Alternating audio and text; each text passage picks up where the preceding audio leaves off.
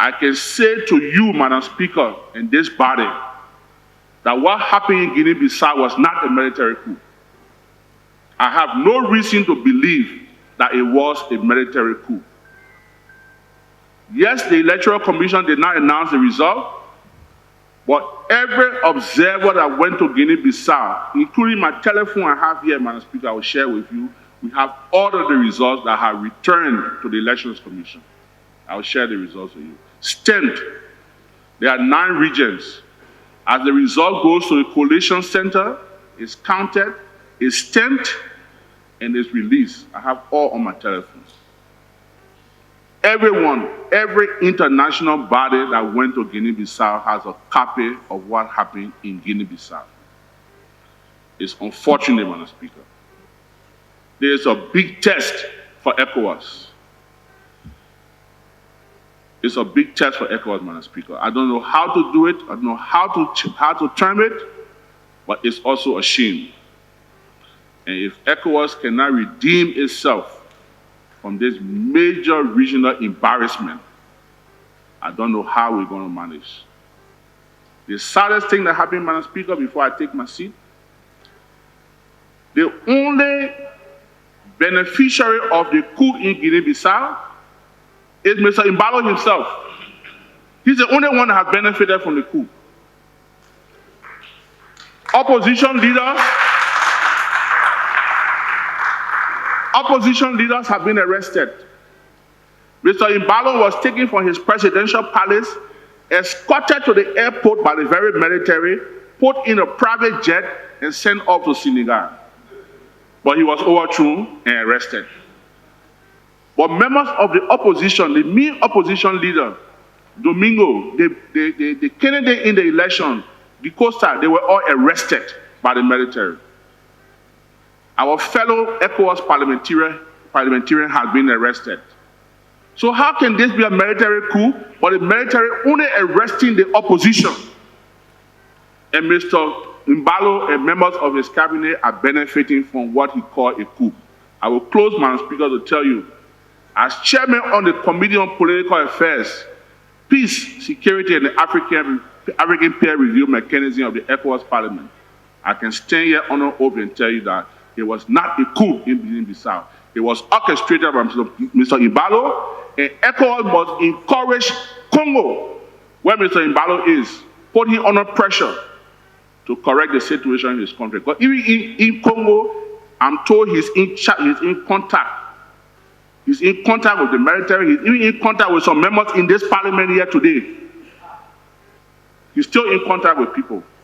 What happened in Guinea-Bissau is not fair. It was not a coup, and this parliament should condemn it to the highest level.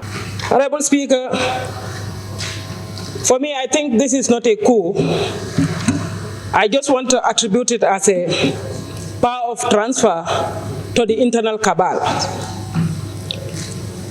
Honorable Speaker, how can a sitting president being outstated? Within a few minutes, he announced his own coup d'etat. We, the Gambians, we do experience coup d'etat in 1994. And we went through a long process. We know how that coup d'etat happened. And the outstated president and the ministers and those in the corridor of power then, how they've been maltreated and how they've been taken care of and handled, I can say that. Honorable Speaker, I think a soldier, once a soldier is always a soldier. The military takeover is not a military takeover, it's a power of transfer. The former president knows that he's losing the election. And he knows by the opposition taking power, probably his fate is undesirable. Then he decided with the cabal to keep in, to secure the position for him or his own protection and his close allies.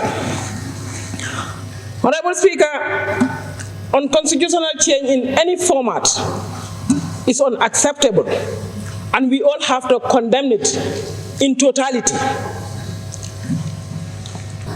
ECOWAS, we all should stand in this podium here today condemned and try to come out from here with the resolution where the ECOWAS Commission will be.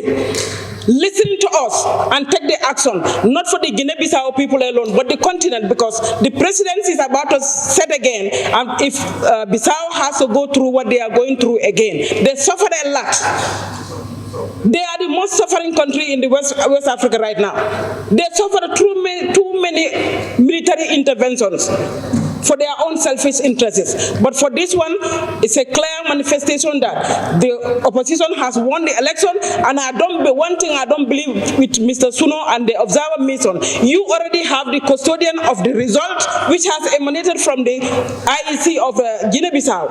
If they said now the results has been distorted, what you have in your evidence and your computers and your telephones, release the information, the whole world will come to your aid to make sure that the results and the will of the Guinea-Bissau people have been accepted and have been honored, and we are sincerely sorry for what is going through in their minds and what they are going through right now, especially our colleague Marciano, who has been arrested or have been maltreated by the security.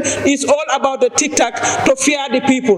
We cannot be fear of the people who make them. We make them to who they are, and they have to concur with the reality of the people of the Guinea-Bissau. We don't accept it, and we don't want to accept it, and we want to see that the whole entirely ECOWAS to condemn it. Our concerns is and remains that democracy is gradually heading southwards within the community, and that as gatekeepers, the onus lies with us to halt the slide. But where we continue in our own practice of not speaking out, these are my own opinions, I just want it on record, we might not succeed in halting the slide. Because when there are reports here, we have raised these issues, we tend to whitewash the challenges that we face in our various countries. And the result of the whitewash ignores whatever warning signals that exist therein. And the result is what we have continued to find in Mali, in Niger, in Burkina Faso, and today is in Guinea-Bissau. So I want to challenge my colleagues to be courageous enough, because life will only be lived once.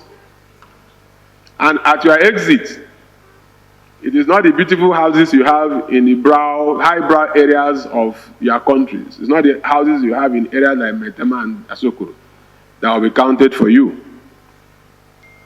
You will not be able to access the foreign currencies in your account.